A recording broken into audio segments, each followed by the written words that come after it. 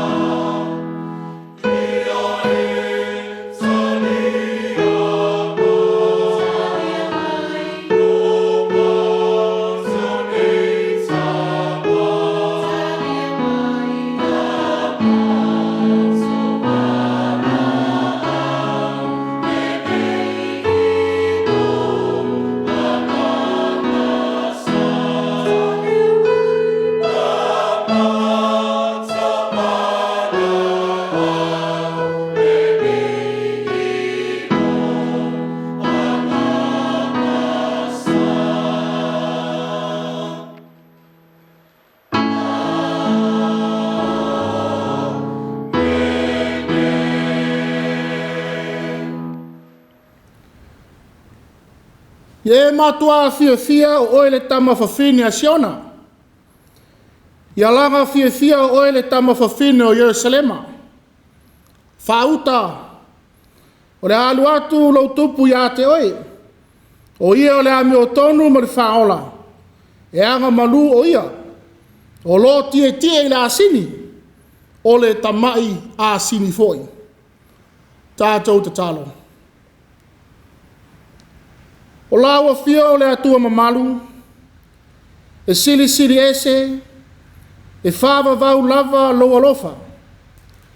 Loa lofa wa moli mawina i le aso ma le aso.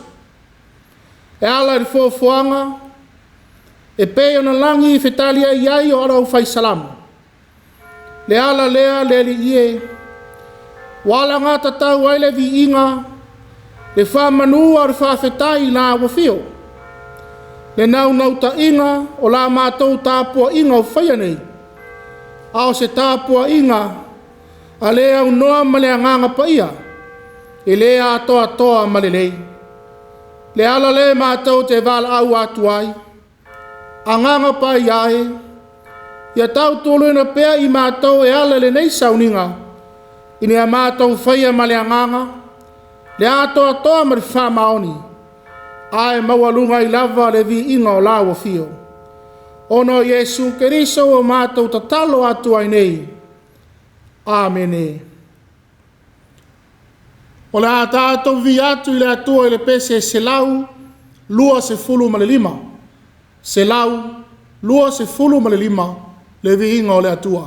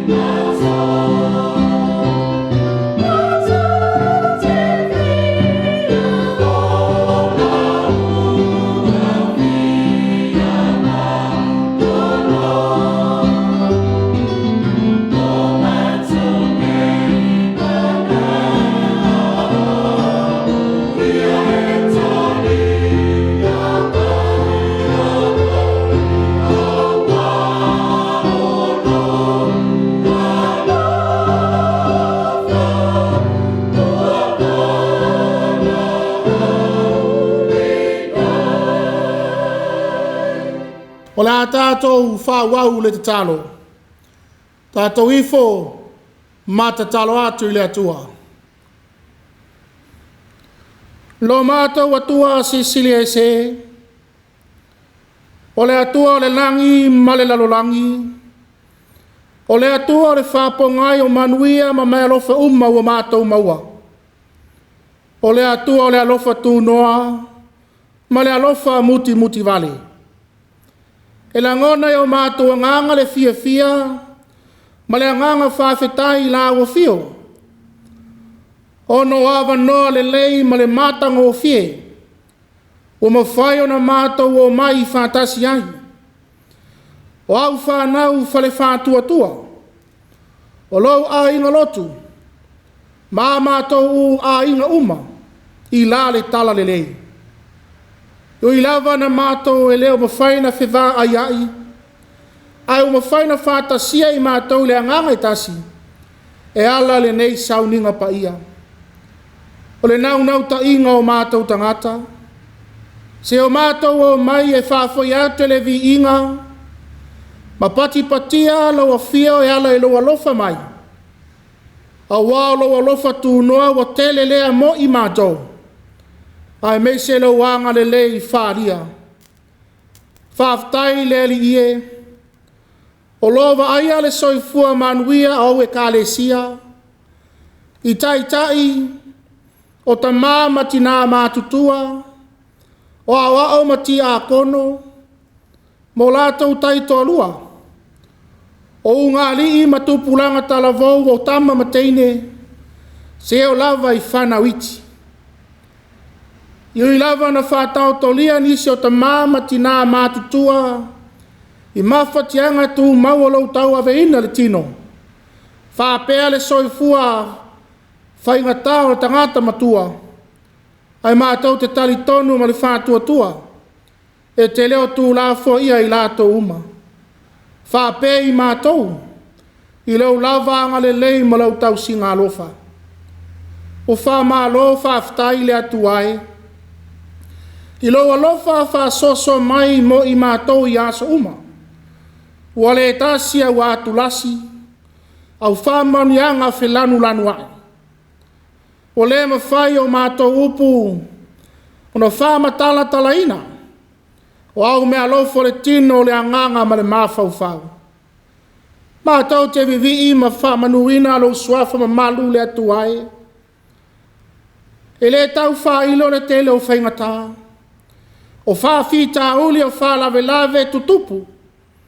O mātou whenga iai. A mese o tūlanga e lape lape ai la mātou wholanga. E le ngata o malanga o maliu male oti. O motu si ai mawhutanga e pele i totonu a inga. I mātua ma whanau. O wōma e pele i mawhutanga i leolanga nei. A wha lawe lawe tutupu wha fose. O lo a whātia ai o mātou tangata. O whāpeina fo i wha mai ese ese. O lo a fi ai le lalolangi. Ai o whāwhtai wha mā lo le atu ai. I lo lava mana lawe ai.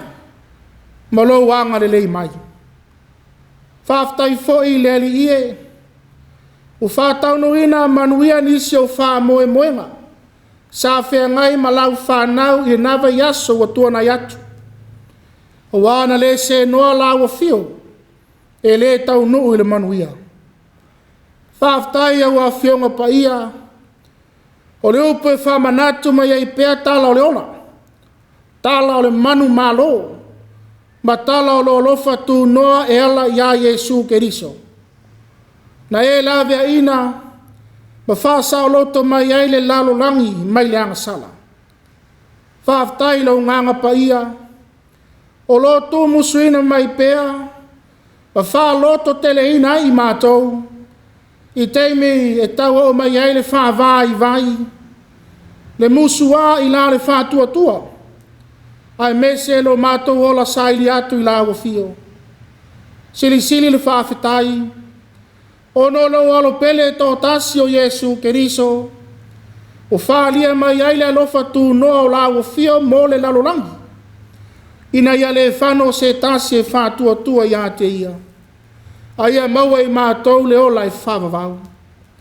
Ia tu mau atu i la ua fia o lau lava vi inga. Le mamalu, le whamanu, ma le ato toa.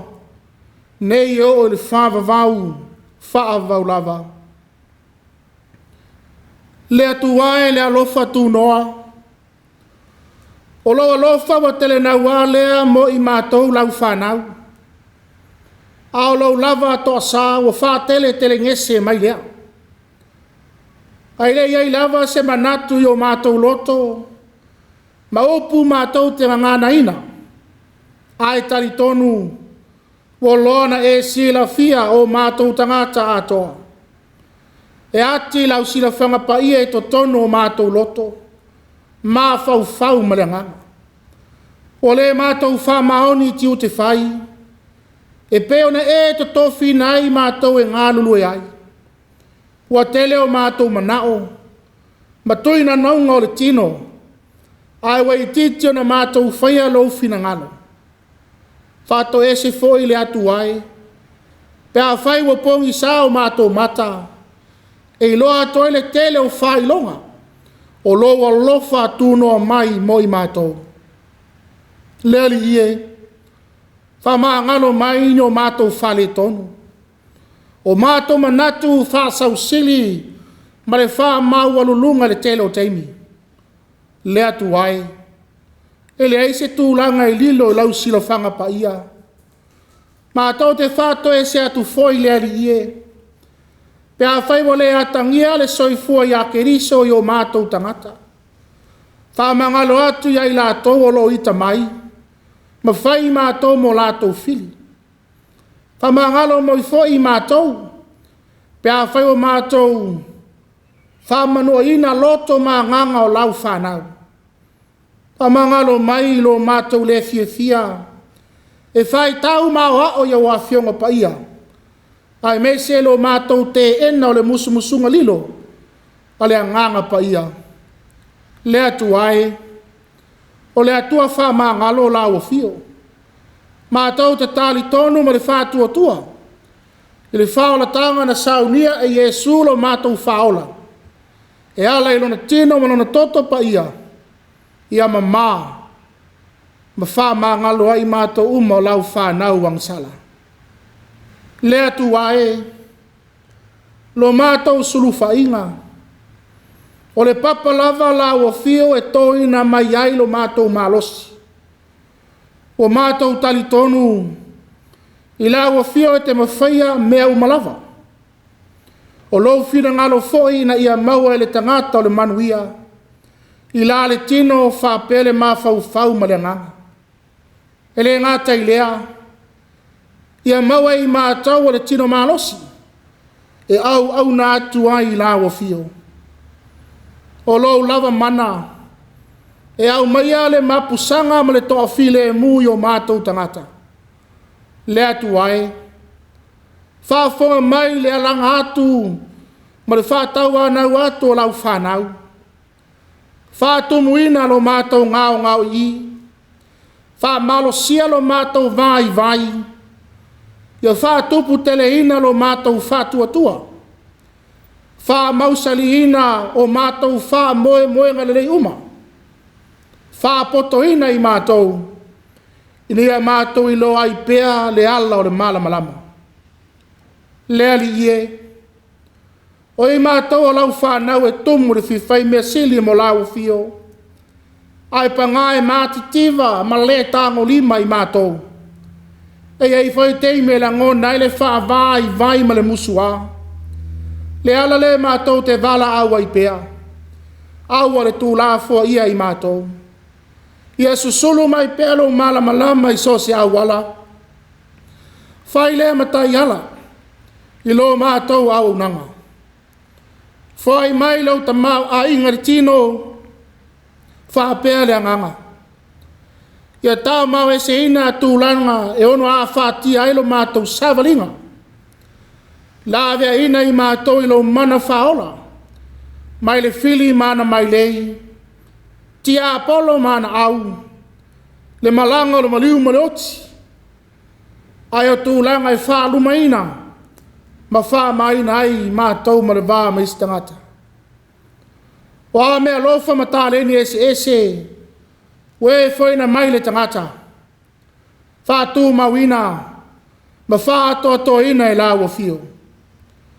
Aua le tū la whaina, wha nau ma le suinga o le olanga wa iai nei.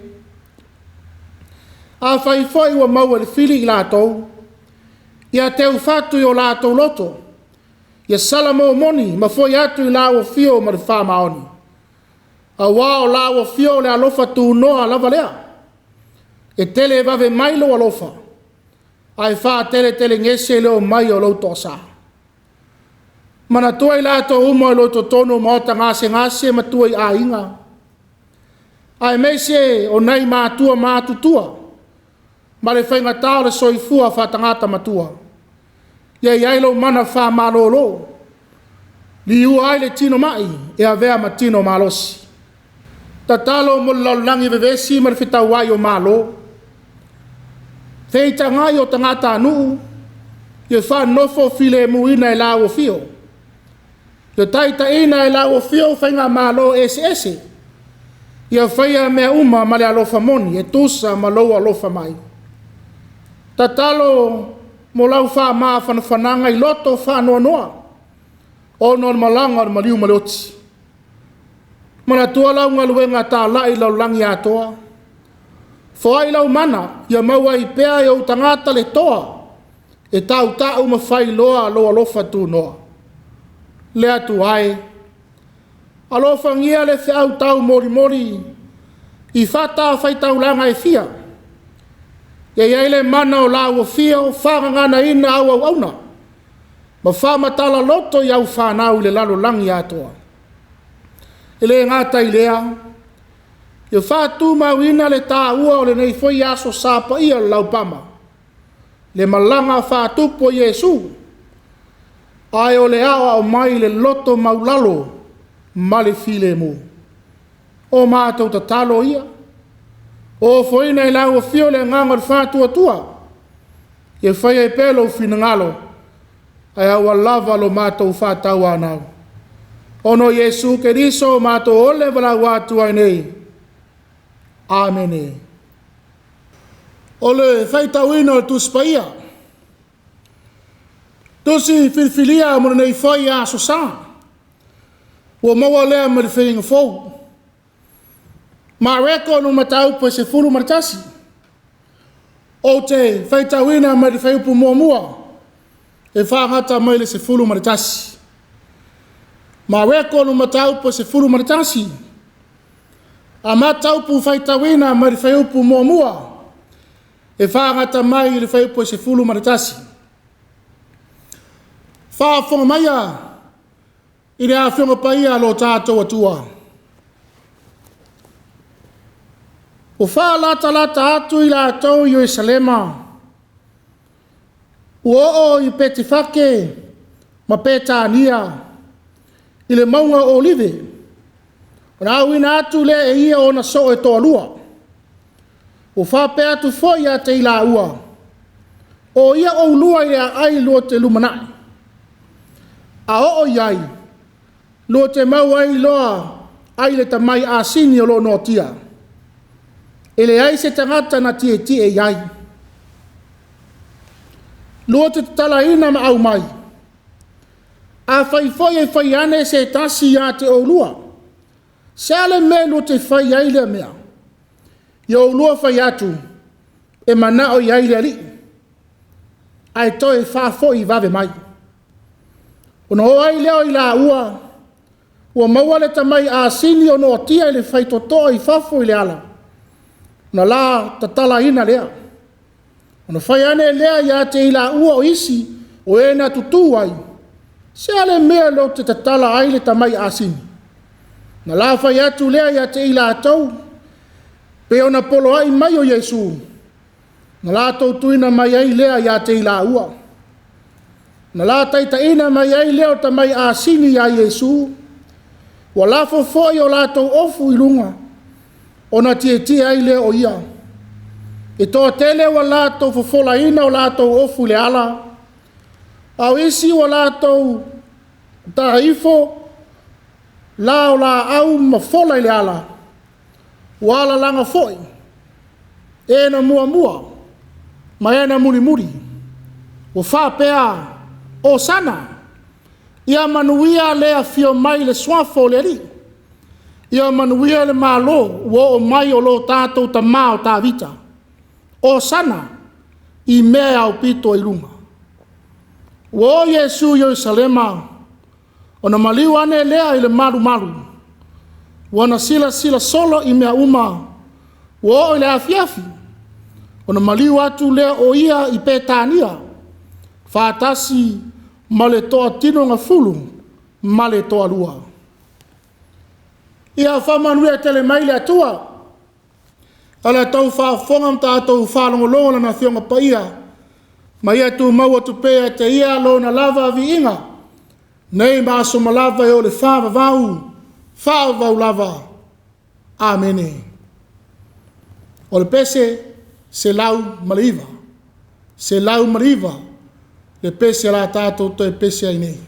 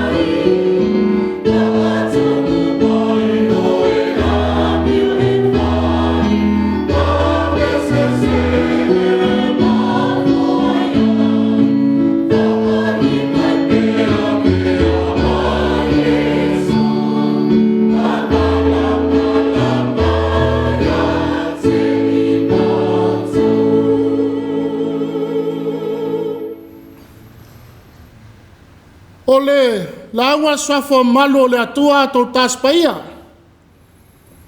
Le atua tamā, le alo, ma le ngākasa. Amene. O maua le matua o launga o le nei foi aso sā. E le tusi lea sa whaitawina ma le whenga fou.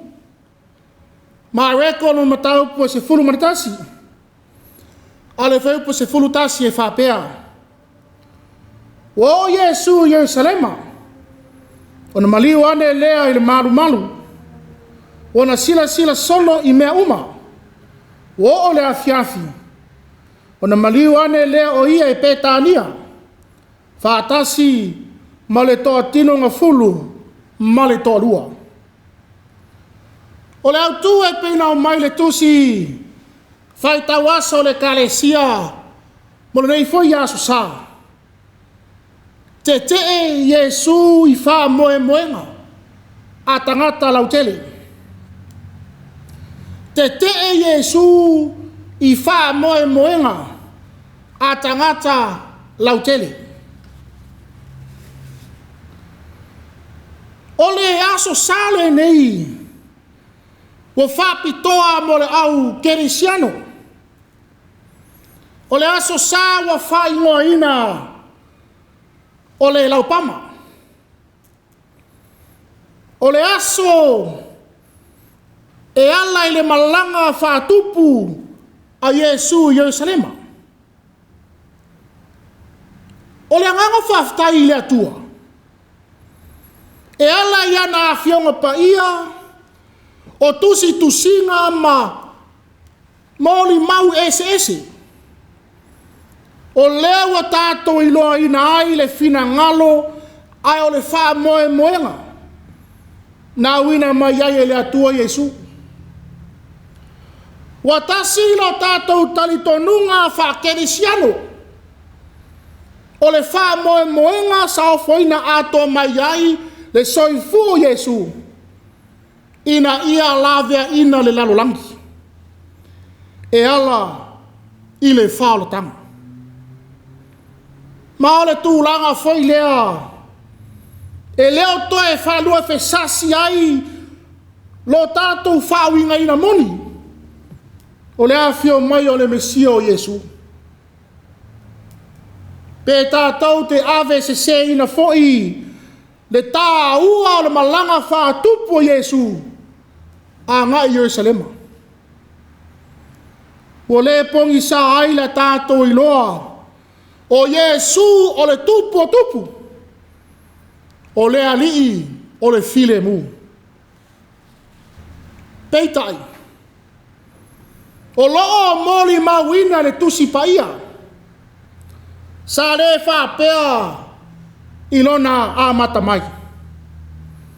Au whenga ia Yesu malana ngaluenga talai. Moli mawina le ese o manatu malangona. De le whaingo fio na talia, mai lo ina e tangata o le whiau moni. Ai meise, le wha moe moenga le atua mo Yesu. O le au tū lao le nei aso sa. Te Yesu i wha moe moenga a tangata lautele. O loo lawa lunga mai ai se manatu. Au se awa onga le leie whapea. O la ngona ma manatu o tangata. Ai leo le fina ngalo leo le atua. O le vaai fui o tangata. Ai leo le sila lea le atua. O wha moe moenga fui la le tangata. Ai leo le taunu unga leo le fina ngalo le atua. O le ata manino. O le atua e mamana mamatautia. E sila mamau. E sila loloto. O le fina ngalo le atua. O lo taula i se taunu unga matango fie malelei. E sila fanga le atua. E afua mai ele manuia au le ola. Le sili ese ma le mamana le fina ngalo le atua. Ai o le manuia mo e whalolongo mai loa ina le whiau o le ola. Le whiau o le ola. Le fina ngalo le atua e ala le afio mai o le Mesia. Ai o le afio mai o Yesu. Sa matua pongi sa i lava le auso. Whapei la to umma e sa muli. Malolofi atu ia Yesu. Ma o le ata vaia foi lea. O loo au mai le tosi faitau. e ala le moli maua mareko. Le malanga atu Yesu i Yerusalema, ai peitai, popongi sa i lava o na tangata. Wale ai se maa lama anga, wala tau lei lola winga moni ma le whiau, o le malanga atu Yesu i Yerusalema. Wala tau wha winga se ina. O le fesiri, ai se a wala tau lei loa ina ai. Ai se a wala tau lei loa ina ai. Ona wa se le wha moe moenga, o lo iai. O le alea wha moe moenga. E le o ta ua mai le tusi whaitau. Ai ua manino lava. Waleva. Ona wha moe moe ma wha tali le au iutaia ma le moto tangata. I se Mesia. E si taua mai a Roma. E tie mai se solo whanua malana au tau. Le Mesia e au wala mai ai lo lato sa tonga. E wha toi lalo ina o lato fili uma le pelu. Sa laua lunga lava i manatu o tangata. O Yesu lava lea le Mesia. Lea wafio mai. O le ato manino o le toa inga Mesia ai o le tupu sa lato wha moe moe iai. Lo lato nau ta inga lea. E a fio mai e peio isi tupu malolosi. Ua mawai atu. Lo lato wha moe moenga lea. O mafu ai o na tau waso ai lo lato vai. Le ai se wha lo longo i le fe au male manino. E peo ne a fio ma whai loa mai e Yesu. Lo lato wha moe moenga lea sa te i ai Yesu. E peo le auture nei foi aso sa. Te i se a. Ona e leo le au wala lea. O le wha tino ina o le wha lo tanga. Na awina mai ai o ia. E le fesili ngia le. Tele o mau wha ilonga sa wha ilo mai ai. Le toa inga tupu e ala mai ai a Yesu.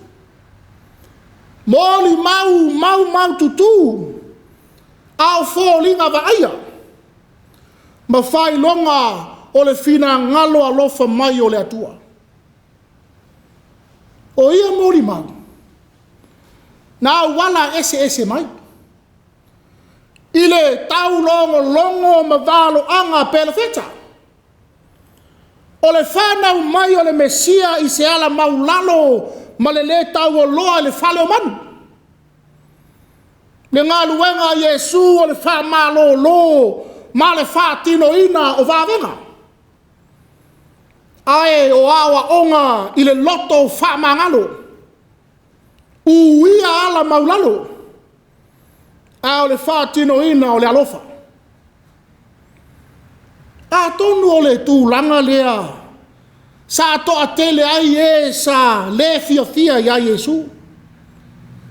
Yesu o whailoa o ia le tupu o tangata Israel. E lavea ina i lātou. A o le mafuta whātasi ma tangata mama. E whātasi tasi ma e mātitiva. Tangata le tau o loa. O na o onga foi. E whailo aile le wha maoni o tangata. Aile ngata i lea. Whailo a Yesu. E o le oti ia te ia. Le malanga atu la Yesu Yerusalema. O le malanga o wha mau whailonga ina ai le tupu moni. Le alo le atua. Le malanga wha tupu o Yesu. E ala mai ai le wha o la tanga. E lada ina ai o na tangata e ala i lona ola. ai whātino ina i le ala maulalo. E leo le wha mauarunga. Po le whewai vai a inga mataua. E le hai. Ai o le file mu. Le tā ua leo le whetalainga Iesu i ana so. E o e au maile asini. Moni mau mareko. O le tamai asini o lo notia. E le iti ai se tasi. Ma whape atu ua manao i aileri. Wa taunu wai le valo anga le perefeta ya Sakaria. Whai mai ale valo anga. Ia e matua fia o oele tama whawhine e siona. Ia langa fia o oele tama whawhine a Ierusalema. Whauta. O le aalu atu lau tupu ia te oe. O ia o le ami o tonu ma le whaola. E anga malu o ia. O lo tie le asingi. O le tamai asini foi. E leo se sola whanua tau. Ae o le asini. Le valo anga Sakaria. Ai o Iesu e a fio mai ma le mamalu le mana. Ai o le file mu. E le ngata i le tino. Ai whapea fo i le angama. Ai talo fai. I le tauma fai atu o Iesu i le moto tangata. Ai walatau le ilo lava. Ua tālinga tutuli ma tau aso le vai. No lato ufa moe moenga o lo iai. Lea sa lato wala langa ai. O sana. Ia manuia lea fio mai le swafo le li. Ia manuia le malo o mai o le tatou tamao tavita. O sana. I mea o pito e lunga. Ioe. E sao lo lato wala langa ma le whatinonga e ala i fufola ina o lato ofu. Ma lala au i le ala. Ioe. O lo iai le wala au ma le ai oi mo se labia ina. Aia. E se sele anganga. Se sele mafua anga ma le whapongai. Se senu wala tau wala langa ma le lei loa ina. O le wina moni. O le mesia wafio mai. Wala tau fatu sa ina Iesu. E peo isi tupu. Na tu lai mua mai. O le ale tu langa na o iai. O le ale tu langa na o iai. Ina ua le tau lau la tau wha moe moenga sa iai. O uma le ala langa fia. Wa fio male tupu. Ai ma vai aso e lima. O toi ala langa ma whapea. Ina wha sa taro ina. Ina wha sa taro i a Iesu. Lo lato wha moe moenga. Wa mafu ai ona le ai se malama. Wa wha winga se ina ai le mesia wo o mai. E peila upon matua. O Iesu Yerusalema. Ona maliu ane le malu. Ona sila solo i me uma. O le afiafi. Ona maliu ane leo ia petania. Fatasi male toa tino nga fulu. Male toa lua. O le maliu ese o Iesu. Wa manino mai ai lava. Le tūlanga o lo iai le wha mua al tangata. Maliu ese Iesu. Ona wo te Iesu i wha moenga tangata lau tele. Lea wo wha lia. E le ngata i lona a fio mai. Au tūlanga wo whaia i to tonu o le maru. mo whaonga ina se e whātau ai o loa. E moni lava. E ese lava le Mesia o lo whātali tali iai tangata. Ese la ngona mamanatu. Ese le wha moe moenga. Ese mai ma le fina ngalo le atua. Moli mau ma reko le whai upo se furu ma le lima o le mata upu lava lea. O le aso na so ai. Na whali manino ai lea Yesu lona wha moe moenga o lo iai. Ina ua furi i lalo lau lau. Ma wha mamare malu malu i tangata whātau. Sa le fefe Yesu e tā lai le mea moni. Sa whātino ina lava lona vala awina. Tu sa lava pe ita mai. Ina ia tau nuu le wha moe moenga. Au le fina ngalo le atua na awina mai ai o ia. O le tu langa ofo ngia tele. Wasili o na whātā ua e tangata le Mesia e awhio mai e lavea ina ila tau mai a Roma. Ai wa matua ngalo nimo lava. A lato wanga sala o lo fai. Ai wanga sala ia. Na ala tonu ai le awhio mai o le Mesia o Yesu.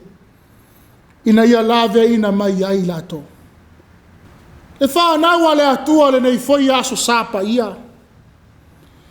Le aso sa ua tātou whamanatu ina ai le malanga whātupo Yesu. Mātango fie le whiau tau mori mai. Ai o se toe whawhangu mo i tātou uma le au keresiano. Potu mau ma moni pēa lo tātou wha moe moenga o lo iai. Potu mau pēa la au tau sila ma lau wa ai. Ile Mesia o Yesu. Ma le wha moe moenga na au ina mai ai e le atua. O le tā ua le whiau. Aua na tātou ala langa ma vivi a Yesu.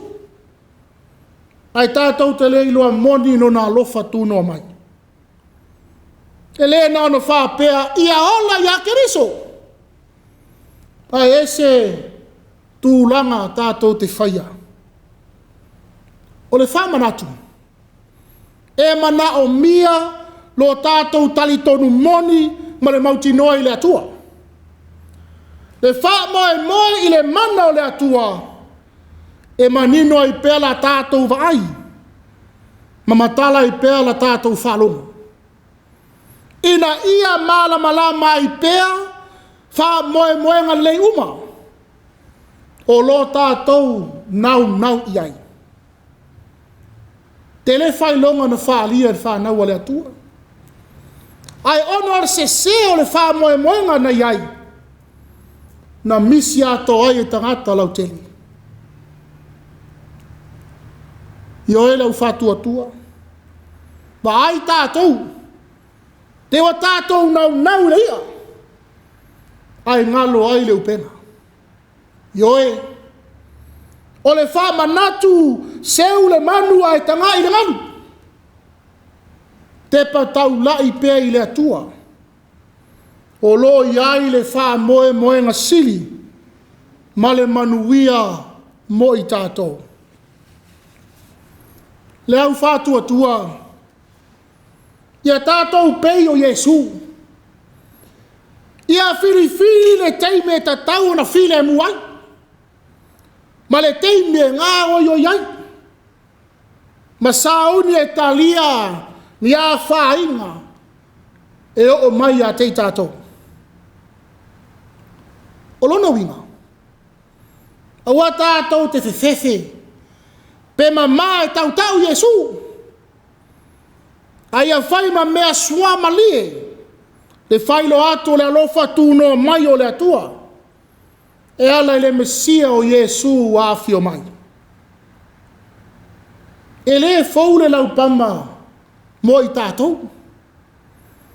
Ai o le wha manatu nei tai au. e fau mai lava le fali mai o le atua i le aso ma le aso. Vai tātou nei tātou misia.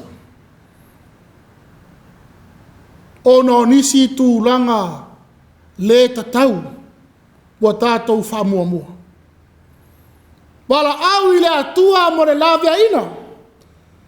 Tatalo i le atua e whātumu ina lo tātou ngau i. Ole i le atua e whamalo sia lo tātou whātuatua. Mai a maua i tātou le loto maulalo. Whamangalo. Le fesoso ani atu. Whapea le alofa moni. Le aso sao le laupama. Le whātuso le asini e maulalo. I le vainga tangata. Aina whaalia i le siri ese o le atua. O le malanga whātupu o loi le lumanai le taununga. Le neiva yaso o pua ngā o lo tātou o li o Yesu. Le wha masino ina, le tau e mua, sasa ma le tā. Le tau mai le vao le langi, ma le lalo langi. Ai o mafua i sea. Ono le fina ngalo, le wha moenga lava lea mai le atua. Ina ia faola ina le lalo langi atoa. Ai o le manuia, mo e whalo longo, talia, ma whātua ma le wha maoni iai. Le faola tanga lea, o saunia mo i tātou uma lana whanau. Ona Yesu, amene. O le pese, lua se lau, valu se fulu. Lua se lau, valu se fulu le pese. O le tātou toi pese atua i nei.